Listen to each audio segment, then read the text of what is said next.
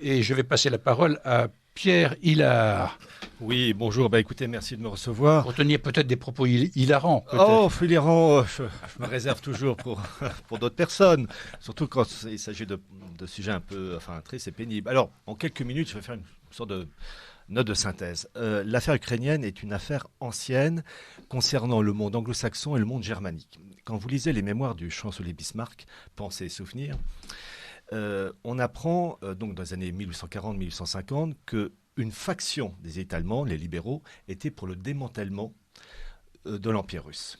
En revanche, la faction politique qui suit Bismarck était pour une entente germano-russe. En tout cas, ça a été donc c'est la caractéristique de la classe politique allemande. Il y a deux branches. Mais côté anglo-saxon, je rappelle la guerre de Crimée de 1853, où les Anglais empêchent les Russes de descendre vers le sud en direction de Constantinople, et ils s'appuient sur le Macron de l'époque, Napoléon III, pour avoir donc le soldat français. Je rappelle qu'il y a quand même eu 100 000 Français à mourir durant la guerre de Crimée, essentiellement des blessures. Bon. Non, essentiellement de maladies. Oui, blessures, maladies, voilà. Mais pour vous dire, comme on a été malheureusement, nous Français, au milieu du 19e siècle, les valets du monde anglo-saxon. Il y a eu dans l'affaire ukrainienne... Idem. Comment ? Le Mexique, idem. Oui, oui. Ah oui, la liste est longue. L'histoire ukrainienne est longue dans ce sens que ça a été une terre de partage entre les influences allemandes et anglo-saxonnes. Durant la Première Guerre mondiale, vous avez eu en mars 1918 le fameux traité de Brest-Litovsk qui fait que l'Ukraine est une colonie allemande, sous domination allemande. La chute du Deuxième Reich, 11 novembre 1918, fait que l'Ukraine rejoint le bloc, j'allais dire l'Union soviétique toute récente. Et au mois de mars, donnez même la date, 14 mars 1939, vous avez la revue américaine Look, et j'ai mis la carte dans le livre, qui a sorti une carte de l'Ukraine et qui montre les rivalités entre Hitler et Staline, en disant que la prochaine guerre en Europe aura pour cause profonde l'Ukraine. 14 mars 1939. Et c'est vrai, quand l'Allemagne nazie a envahi l'Union soviétique en juin 1941, l'Ukraine a été le territoire d'élection du monde germanique pour créer une colonie avec soit génocide, soit expulsion des Slaves et des Juifs dans le cadre du Generalplan Ost. Défaite germanique en 1940. Drang nach Ostern. Oui, le fameux la marche vers l'Est. Mais donc c'était le cadre, donc l'Ukraine, Generalplan Ost. Défaite germanique en 1945. L'Ukraine est rattachée donc à nouveau à l'Union soviétique. En 1954, la Crimée est rattachée de facto grâce à Khrouchtchev, si on peut dire, grâce à Khrouchtchev à l'Ukraine. Khrouchtchev qui était ukrainien. Et vous avez, à partir de la chute du mur de Berlin, une tentative de la part des anglo-saxons de littéralement vassaliser, avec Helsinki en particulier, la Russie. Alors il faut savoir qu'il y a eu des volontés de favoriser le démembrement de l'État russe et en tout cas de priver l'Ukraine, de priver la Russie de l'Ukraine. Et vous avez en particulier le fameux livre de Brzezinski, le Grand Échiquier, où il dit bien qu'en gros, que si la Russie perd l'Ukraine, elle perd son rang d'empire. Et vous avez ça, alors c'est peut-être désagréable à entendre, mais c'est la réalité, c'est qu'en l'an 2000 ou 2001, vous avez Poutine qui dit qu'il est prêt à ce que la Russie intègre l'OTAN. Mais, ajoute-t-il, à condition que les intérêts russes soient pris en compte.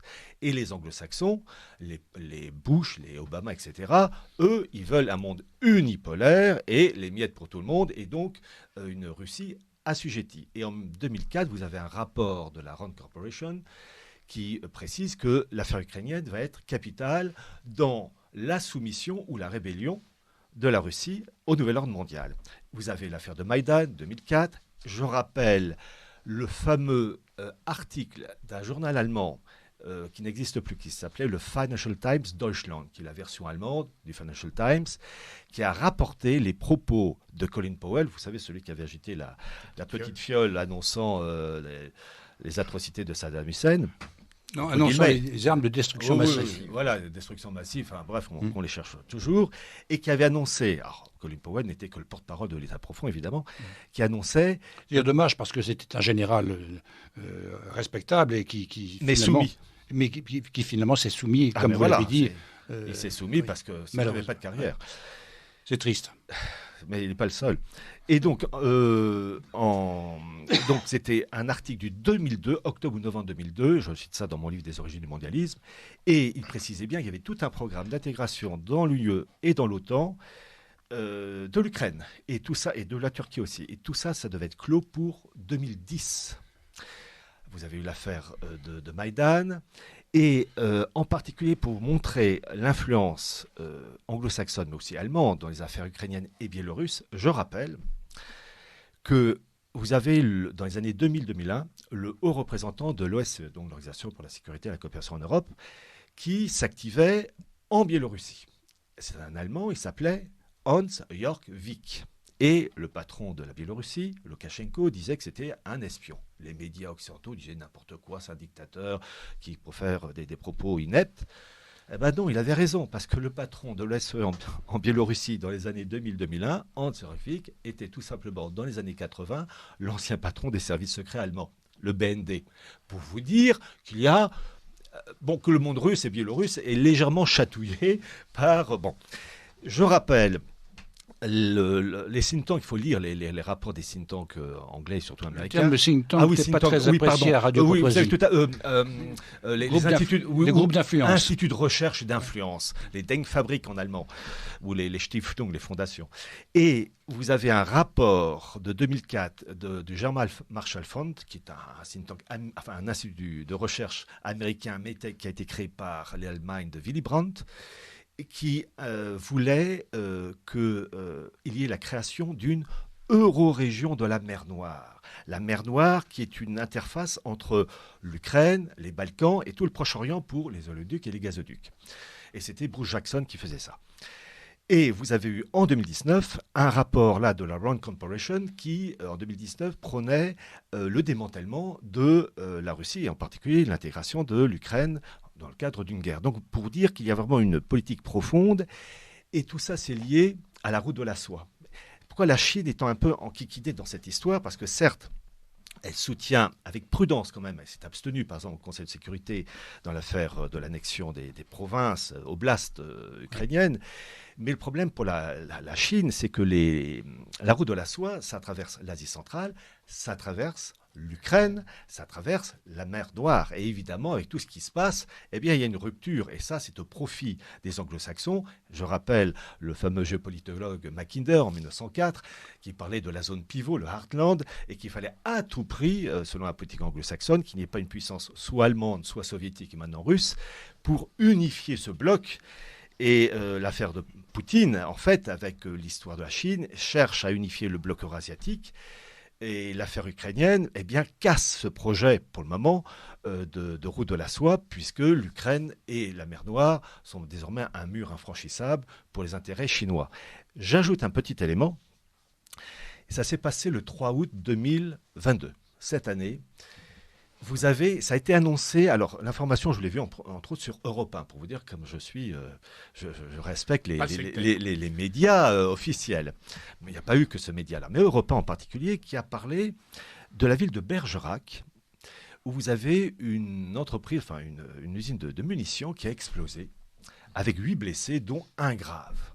Et cette usine de munitions est dirigée par l'entreprise Eurenco, E-U-R-E-N-C-O. Alors, l'affaire est étouffée, les origines de cette explosion on ne sait pas, mais on peut quand même peut-être se dire que les Russes, et je les comprends, peuvent réagir parce que c'est dans cette entreprise qu'on fabrique les munitions pour les canons César. Donc évidemment, quand l'entreprise explose, il n'y a plus de canons, ou en tout cas il y en a moins. Voilà.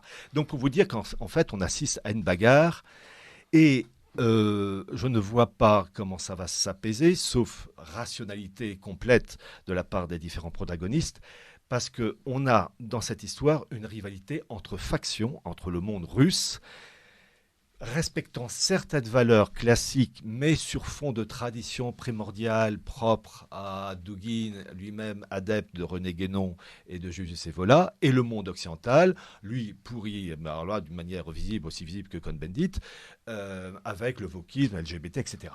Donc en fait, ce sont des guerres à la fois dues à des intérêts économiques, financiers, etc., mais aussi à des intérêts d'ordre, j'allais dire, civilisationnel. Et puis évidemment, le coût des gazoducs qui ont explosé en mer Baltique le 27 septembre, il va de soi que les Russes ne sont pas responsables, ce sont les Américains, ça a été dit. Et dans cette histoire, l'Allemagne est véritablement sous la coupe anglo-saxonne parce que ça dézingue l'économie germanique. Absolument. Et indirectement l'euro. Et par répercussion, tous les économies des pays européens. J'ajoute ce petit élément. Ce qui se passe actuellement, de la part de Poutine, c'est une manière aussi de dézinguer le dollar. Car la finalité, c'est de faire sauter le dollar avec tout ce qui est en arrière-fond, le pétrodollar, et de créer une monnaie mondiale. Je rappelle quand même, et c'est dans mon livre des origines, que la BRI, la Banque des règlements internationaux, qui est sous la coupe de la Cité de Londres, qui compte 63 banques, eh bien pour le moment, elle a son siège à Bâle en Suisse, pour le moment, elle a toujours en son sein la Banque de Chine et la Banque de la Fédération de Russie. Donc pour le moment, ils arrivent encore au sommet à s'entendre. Pour combien de temps? Point d'interrogation. Messieurs, merci pour cette très enrichissante émission. Pourriez-vous nous rappeler les références du livre de l'interlocuteur invité ce jour? Je pense que cet interlocuteur, c'est notre ami Pierre Hillard. Oui. Et puis enfin, un auditeur, rappelez l'assassinat du Premier ministre russe Stolypine en 1911 par un agent anglais. Donc voici quelques questions. Alors j'avais demandé d'abord à Pierre Hillard, ensuite ce sera Alain Corvèze et ensuite notre ami Étienne de Damas. Pierre Hillard. Alors oui, concernant mon livre donc des origines du mondialisme, la grande réinitialisation aux éditions Culture et Racines. Alors, quelles éditions? Éditions Culture et Racines. Et ça se trouve où? Alors, dans les bonnes librairies. Et quel prix? Chiré, 28 €. Petite précision, le livre est réimprimé, il est disponible à partir du 10-11 octobre, donc d'ici 7-8 jours. Hein, donc courage, donc Duquesne, Chiré, librairie Vincent, librairie française. Courage Fuyon. Et librairie Dobré à Nantes. Et d'ailleurs, je fais une dédicace à la librairie Dobré le samedi 15. Excellente librairie. 15 octobre de 14h à 18h30. Librairie Dobré à Nantes, 15 octobre. Alors, oui, une remarque au sujet du monde anglo-saxon, le monde russe, etc., et Ukraine. Il faut savoir que en 2010, Vladimir Poutine a proposé la création d'un bloc économique allant de Lisbonne à Vladivostok. Il avait précisé que cette création serait purement économique, mais en aucun cas supranationale. Et d'ailleurs, dans un article que j'ai fait traduire, écrit par Poutine en octobre ou novembre 2011 dans la revue Izvestia, parce que je me méfie des articles officiellement, enfin des articles où les propos tenus par Poutine mais rapportés par Le Monde, Le Figaro, etc., qui peuvent être modifiés. Je suis allé directement sur les sites officiels russes et j'ai fait traduire, où il propose en particulier, Poutine, la mise en place d'un bloc entre Lisbonne et Vladivostok, unifié, mais pas supranational. En fait, deux blocs, l'Union européenne et le monde russe. Enfin, plus exactement, l'Union eurasienne. Mais là, Poutine, dans son article de 2011, propose un monde supranational. Je le cite, « Nous proposons, pour l'Union eurasienne, nous proposons le modèle d'une puissante association supranationale capable de devenir l'un des pôles du monde moderne et en même temps de jouer le rôle de lien efficace entre l'Europe et la dynamique région Asie-Pacifique. » Ça, c'est dans le cas d'un monde multipolaire. En face, ils ne veulent pas. Bon. Janvier 2014, vous avez une réunion entre la Russie et l'Union européenne à Bruxelles. Et à nouveau, Poutine propose la création d'un échange étroit entre l'Union européenne et la Russie de Lisbonne à Vladivostok. Évidemment, les anglo-saxons, dans le cadre de cette haine à l'égard du monde russe et surtout d'empêcher l'unité du monde eurasiatique, qu'est-ce qui se passe le mois suivant, février 2014, l'affaire de Maïdan. Donc pour montrer qu'en fait, il y a une guerre à mort entre ces deux mondes et qu'il faut rajouter en plus de ces événements purement politiques, stratégiques, énergétiques, la bagarre entre clans. Il est intéressant de noter les noms des oligarques qui entourent Poutine et qui s'opposent. Des noms d'oligarques russes, Vekselberg, Rothenberg, Kahn, Friedman, Abramovich, qui s'opposent à d'autres factions ukrainiennes. Zelensky, Kolomoïski, les Anthony Blinken, Nuland, qui avait, avec un terme très gracieux, parlé de, excusez-moi, enfin bon, je ne vais pas dire le mot, mais de fuck l'Union européenne. Enfin bon, bref, c'est un terme gracieux. Donc en fait, il faut voir aussi, outre ces bagarres stratégiques, économiques, financières, etc., des bagarres entre clans, entre factions. Le monde russe, alors en sachant lui-même que ce monde russe est subdivisé en factions diverses. Vous avez une faction qui est pro-atlantiste, comme en Allemagne. Vous avez, dans le cadre allemand, une élite allemande qui fait partie de Atlantic Brücke, littéralement pont atlantique. Mais vous avez une branche allemande aussi qui est pro-russe. Et pour le moment, c'est Olaf Scholz qui a choisi le monde anglo-saxon. Il est vrai aussi que sa ministre des Affaires étrangères, Annela Baerbock, est Young Global Leader du Forum de Davos, comme l'est aussi le président Macron. Mais l'affaire du Nord Stream va quand même risque de créer des tensions entre l'Allemagne et l'Amérique. Oui, mais le problème, c'est que les élites allemandes, en tout cas atlantistes, sont pour le moment nourries d'une telle haine à l'égard du monde russe qu'ils en oublient toute rationalité.